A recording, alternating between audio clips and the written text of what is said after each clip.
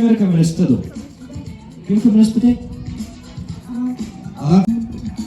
Гонки, молодец, ben гонканы кыргыз сөйлеген.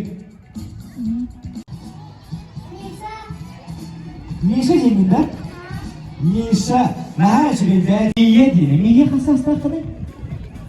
Miye bir hasta, miye bunları Berlin günü duybakka bu kere eskedin.